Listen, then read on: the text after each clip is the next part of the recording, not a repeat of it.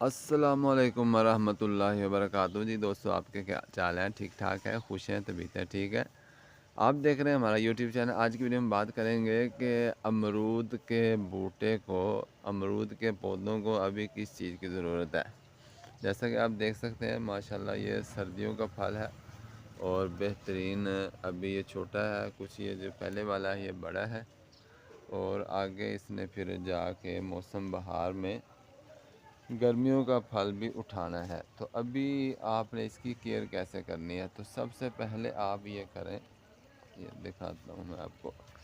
سب سے پہلے تو آپ نے یہ ان کی صفائی کرنی ہے۔ یہ ملبہ آپ کو نظر آ رہا ہے، یہ آپ نے اس کی اچھے طریقے سے جتنا ملبہ وغیرہ نا یہ سارا اس طریقے سے صاف کرنا ہے۔ یہ دیکھ لیجئے جناب اعلیٰ، اس طریقے سے آپ نے اس کو بہترین صاف کر کے ملبہ وغیرہ چاروں طرف سے آپ نے اس کی بنا لینی ہے، ایک بنی چاروں طرف سے، ایک گھیرا اس کا بنا لے۔ اور صفائی کرنے کے بعد آپ نے اس کی کرنی ہے گوڈی۔ یہ لیجئے جناب، گوڈی آپ نے ہلکی ہلکی کر دینی ہے چاروں طرف سے، ذرا اس کا ایک پینڈ ایسا بنا دینا ہے۔ تو گوڈی سے یہ ہوگا کہ اس کی جو روٹس وغیرہ ہے ان کو، کیونکہ اگر سردی آ رہی ہے تو سردی کے اندر دھوپ وغیرہ کم لگتی ہے، تو جتنی آپ اس کی صفائی رکھیں گے، گوڈی وغیرہ کریں گے، دھوپ ان کو بہترین طریقے سے لگے گی، گروتھ پھر ان کی اچھی ہوگی۔ روٹس جو ہوتی ہیں ان کو ہوا لگے گی، ان کو سورج کی تپش پہنچے گی، سورج کی گرمی پہنچے گی، جس کی وجہ سے ان کی پھر جڑیں جو ہیں سردیوں کے اندر اچھے طریقے سے کام کرتی ہیں، ان کی روٹس کو فائدہ ہوتا ہے۔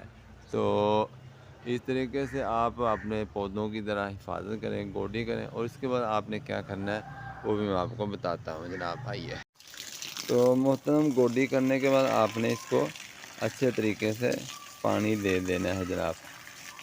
اس کو رجا کے دبا کے پانی دیں، تاکہ یہ آپ کو پھر بار بار پانی دینے کی ضرورت نہیں پڑے گی۔ جب آپ گوڈی کر دیں گے نا تو پھر اوپر والی جو سطح ہو جاتی ہے وہ نرم ہو جاتی ہے، تو آپ کو یہ محسوس نہیں ہوتا کہ اس کو آپ نے پانی دینا ہے نہیں دینا۔